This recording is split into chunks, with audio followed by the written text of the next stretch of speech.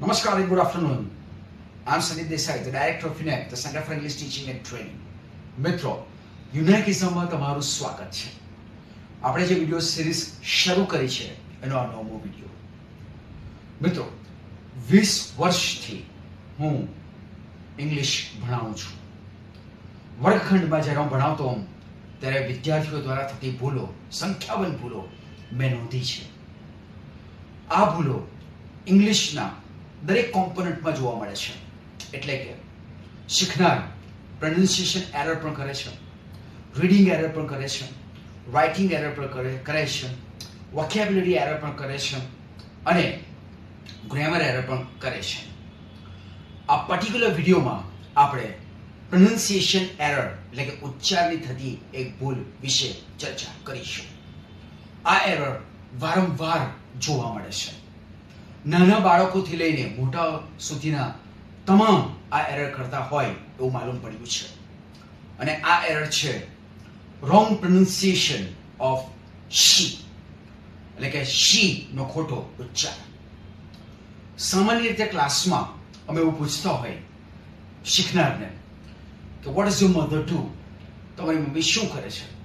તો એ જવાબ આપે સી ઇઝ અ ટીચર અથવા સી ઇઝ અ હોમમેકર. બધા સી જ બોલે છે એ જરૂરી નથી. અમુક લોકો સાચું પણ બોલે છે, પરંતુ જ્યારે પણ સી બોલે છે ત્યારે એ વાતને અમે નોંધીએ છીએ, કારણ કે ખરેખર તો શીખનારે શી બોલવું જોઈએ. તો હવે આ એરર શા માટે થાય છે અને આનું ઉકેલ શું, એના વિશે વાત કરીશું. મિત્રો, આપણે વાત કરી રહ્યા છે રોંગ પ્રોનાઉન્સિએશન ઓફ શી, શીનો શીખનાર દ્વારા થતો ખોટો ઉચ્ચાર. હવે આપણે કારણ જાણીએ.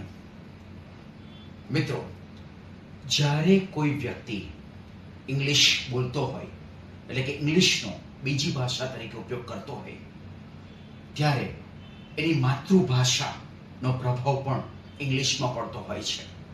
આને કહેવાય મધર ટંગ ઇન્ફ્લુઅન્સ.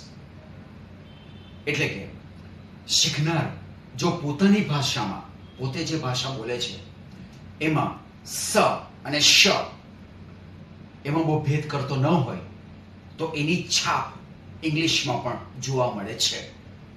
ઉદાહરણ આપો, કોઈ ગુજરાતી બોલતું બાળક શશાંક નામનો ઉચ્ચાર શશાંક કરતું હોય અને બધા એને સુધારે નહીં, એની એરરને સુધારવામાં નહીં આવે, એને નજરઅંદાજ કરવામાં આવે, તો પછી એ ઇંગ્લિશ, જ્યારે એ બાળક ઇંગ્લિશ બોલતું હોય તો એમાં પણ દેખાશે અને એ સી ને શી અથવા શી ને સી બોલશે.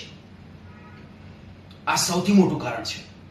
એને કહેવાય મધર ટંગ ઇન્ફ્લુઅન્સ, એટલે કે માતૃભાષાનો ઇંગ્લિશ બોલતી વખતે એના પર પડતો પ્રભાવ. બીજું કારણ, જ્યારે કોઈ વ્યક્તિ આવી એરર કરે છે ત્યારે સાંભળનાર અને બોલનાર બંને સમજી જાય છે.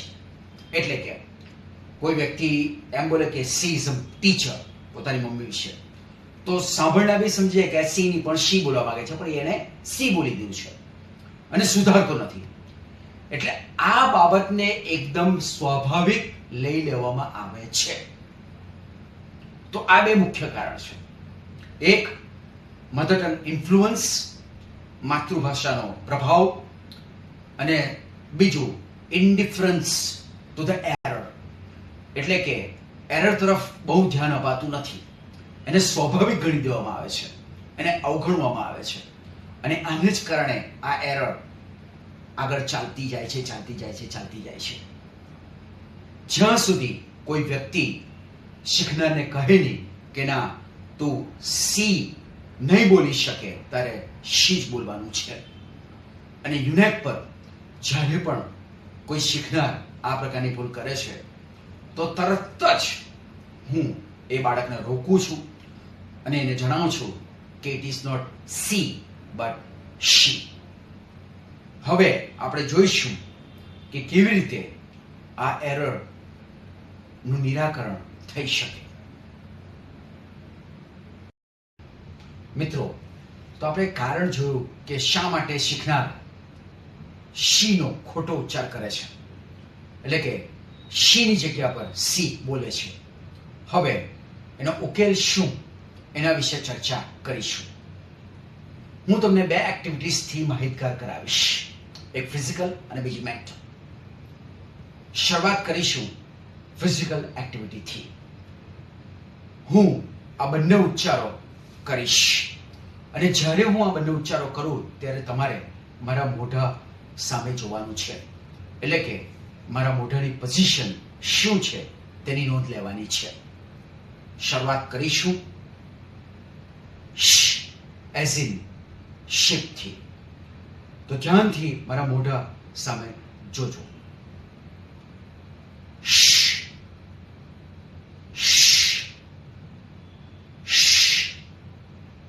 તમે નોંધ્યું જ હશે કે જ્યારે હું આ ઉચ્ચાર કરું છું ત્યારે હોઠનો જે શેપ છે એ રાઉન્ડ બને છે, એટલે કે થોડો ગોળ દેખાય છે. ઉપરના દાંત અને નીચેના દાંત એકબીજાને અડકતા નથી, સ્પર્શતા નથી, અને જીભનો ઉપરનો ભાગ તાળવા તરફ ધકેલાય છે. તમે ઘરે પણ ટ્રાય કરી શકો. હવે બીજો ઉચ્ચાર લઈએ, એઝ ઇન સન. ધ્યાનથી જોજો.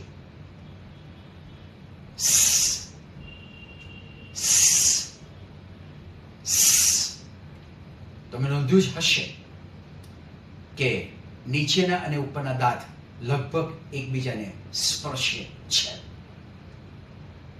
અને હોઠ ફેલાય છે, જાણે કે સ્મિત આપતા હોઈએ. તો આ થઈ માઉથ પોઝિશનિંગ એક્ટિવિટી.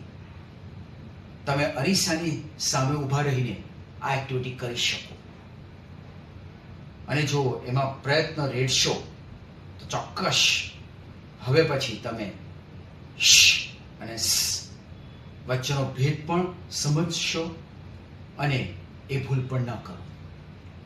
હવે આની સાથે જોડાયેલ એક મેન્ટલ એક્ટિવિટીની ચર્ચા કરીએ.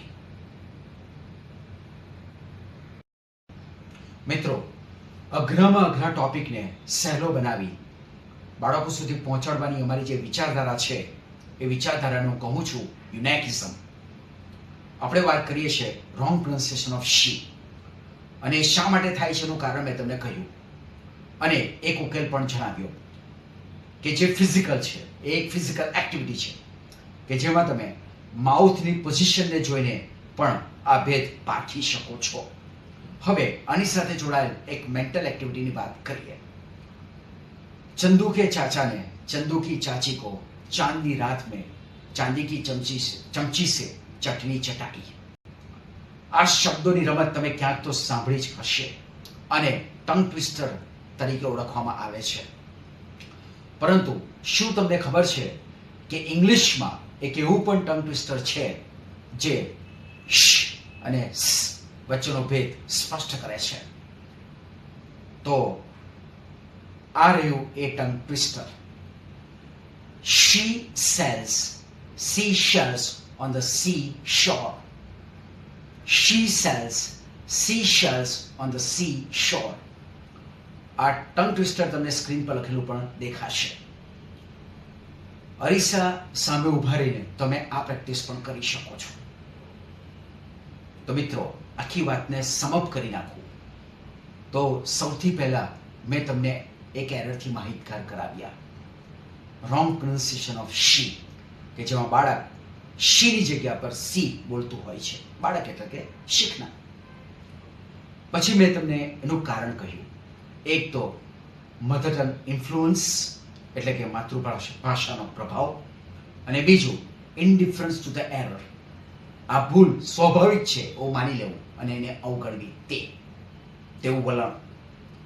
અને મેં તમને બે ઉકેલો પણ કહ્યા, એક ફિઝિકલ અને બીજું મેન્ટલ. મેં જે તમને ટંગ ટ્વિસ્ટર આપી, આશા રાખું કે તમે એની પ્રેક્ટિસ કરશો અને હવે પછી શીને શી બોલશો, સી નહીં બોલો. આટલી જ વાત કરવાની હતી. તમારે તો એક જ કામ કરવાનું કે અમારો વિડીયો જો તમને ગમે તો એને લાઈક અને શેર કરવાનું અને અમારી ચેનલને સબસ્ક્રાઇબ કરવાની. Thank you very much. C you some other time. Bye bye.